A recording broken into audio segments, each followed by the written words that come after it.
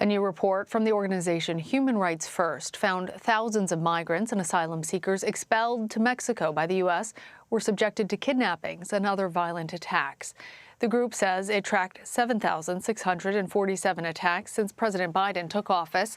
The current administration has been using a public health authority known as Title 42 to expel migrants before they can request asylum.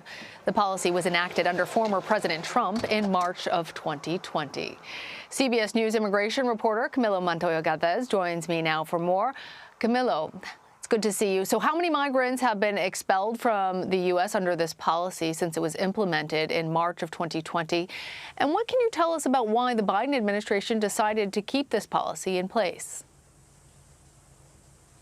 Hi, Lana. Since March 2020, when the Trump administration invoked this public health law to justify these expulsions, U.S. border officials along the border with Mexico have used this policy to carry out more than 1 million expulsions.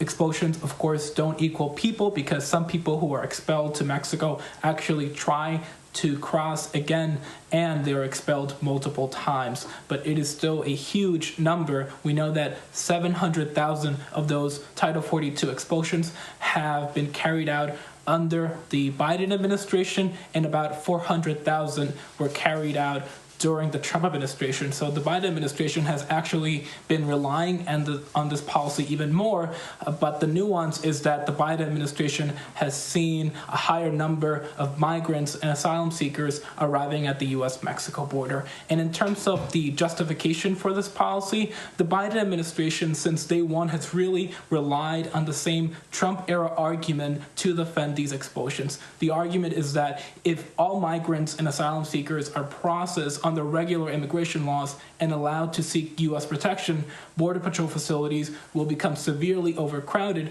and that will create an environment that is conducive to the spread of the coronavirus. So the Biden administration actually had plans, Lana, to scrap this policy for families with children in July, but it actually backtracked on that operation due to concerns about the rise of the Delta variant.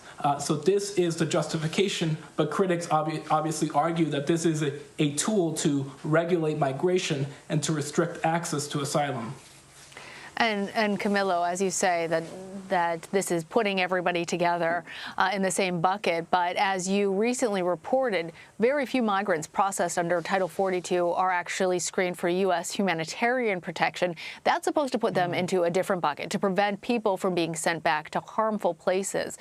So why aren't people even being screened? That's a critical question. U.S. law allows all migrants, including those who cross the U.S. border illegally, to at least request asylum. It does not allow everyone to get asylum, but it at least allows most people, even those who don't have documents, to request this protection. But the Trump administration and the Biden administration have argued that it can suspend this asylum law through the invocation of Title 42. So people processed under Title 42 are not allowed to seek asylum. They are only referred to a U.S. asylum officer if they make a affirmative, spontaneous, and reasonably believable claim that they could be tortured if expelled. So only about 3,200 migrants have been referred for these humanitarian protection screenings since March 2020. And as I laid out earlier, more than 1 million expulsions have been carried out since that time. So this is obviously a drop in the bucket, and they believe that advocates do that this is a sign that this policy does not comply with the legal obligations that U.S. officials have to people fleeing persecution. Well, Camilo, has there been any reaction to these reports of kidnappings and violence from the administration?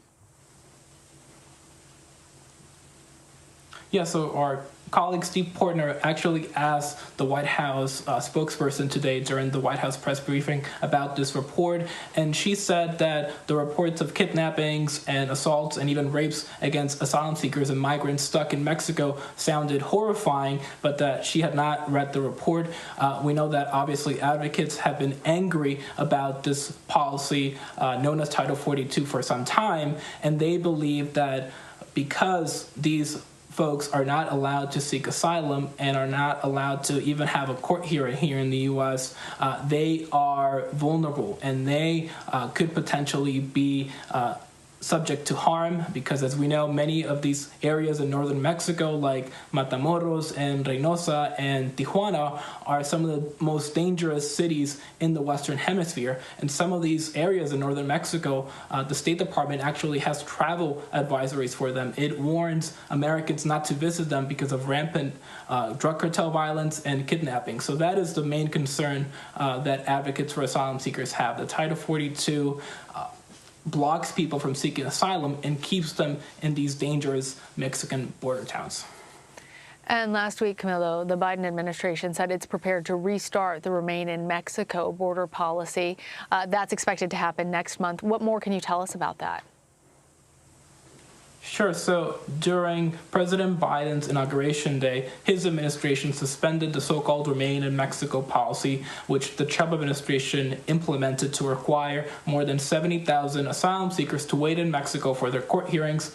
That policy was formally ended in June of this year, but Texas and Missouri filed a lawsuit trying to revive the program, and in August, a federal judge ruled in these conservative states' favor and mandated that the Biden administration revive this Trump-era policy of requiring migrants to wait in Mexico for their asylum hearing. So now the Biden administration is legally obligated to revive this Trump-era policy that it has previously called inhumane and draconian, and it expects to be able to send people back to Mexico under this program sometime in mid-November. But the important thing to note here, Lana, is that the Biden administration says this is all contingent on Mexico actually agreeing to accept these folks, because again, these are not Mexican citizens. These are asylum seekers and migrants from other parts of the world who would have to stay in Mexico and wait there while their claims are heard in U.S. courts.